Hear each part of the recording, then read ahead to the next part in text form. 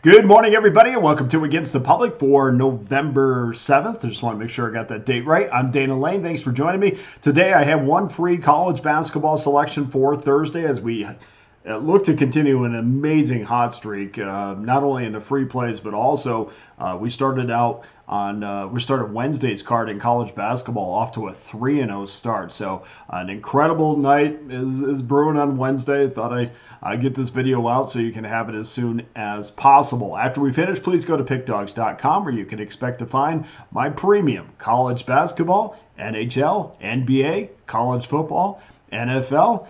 It is a busy time of year. You can expect to find all my premium plays up on pickdawgz.com right now.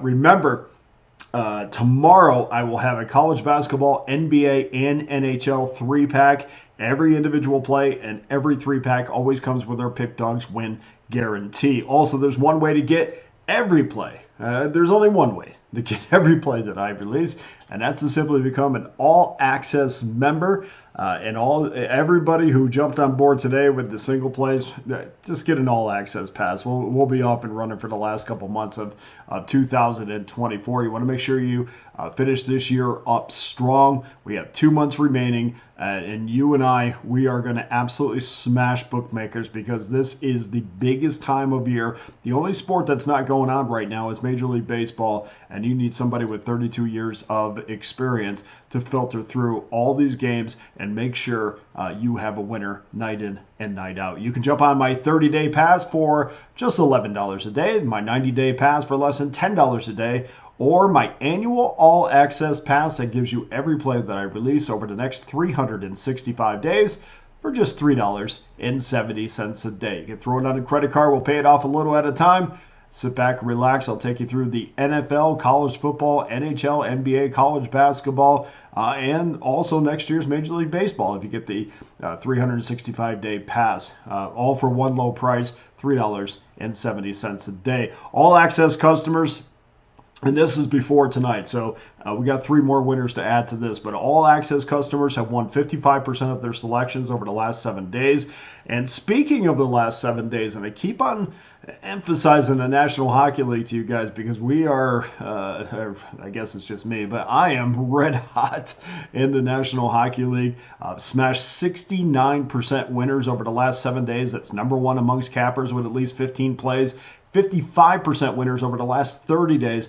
Also number 1 amongst cappers with at least 20 plays. If you hit that link below, it will take you straight to my selections. You'll notice that all my season passes and all access passes have been prorated. So whatever fits your bankroll, please jump on board and please let's take your bankroll over the next 2 months and just inflate it so 2025 can be your best year ever. Before we get to your free play, I just want to update you on which college basketball teams for Thursday. The public and the professionals seem to be jumping on early on. This is all early betting patterns. We'll start with the public money, and 6:30 Eastern Time, Robert Morris, the Colonials against the Delaware Blue Hens. Blue Hens minus 5.5. This seems to be a favor of the public. 93% of the early cash has been on the Blue Hens.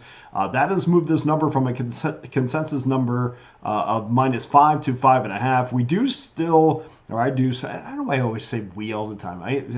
Like I got this, big marketing department behind me. I see some 5s out there, but I think that they're going quick. So maybe by the time you watch this video in the morning, you'll be seeing 5.5s. But there are still some 5s out there, especially we see at Pinnacle minus 5s so far. So far, no professional money has been reported on this game. This has all been no pros, just Joes in this game so far. There will be this will be the second game of the season for Robert Morris. They got smoked by 28 points against West Virginia as an 18.5-point underdog. Over the last 5 seasons, the Colonials are 10-5 ATS when getting between 5 and 7 points. I know it's a reach, but just interesting nugget. Delaware also dropped their first contest to Bucknell. They were a 3.5-point favorite. They lost that game outright by 12 points. The Hens are 23-28 ATS when favored by less than 11 points. Something to take into account if you too are going to be on this game. Also, game number 2 we're looking at 8 o'clock Eastern time. We moved to game 653, 654. Detroit Titans against the Loyola Chicago Ramblers. Ramblers minus 19.5, 144.5 is your total. Early betting patterns show the public pounding Detroit. 87% of the money, along with 86% of the tickets. And looks like it is small action, as was the case with the previous game, but this number is holding steady, so no movement so far. But if you want to get on this game, I think we're going to see Detroit come down, or this number come down a little bit, just by early betting patterns. But usually that is dictated by professional wagering, and there has been very little in this game so far. We might see a 19, 19.5, depending on, or might see a 19. I don't think we're going to get to 20, maybe even at 18.5 if the public continues to jump on Detroit. Detroit's 1-0. First win against Cleary University. If you don't know where that is, you're not alone.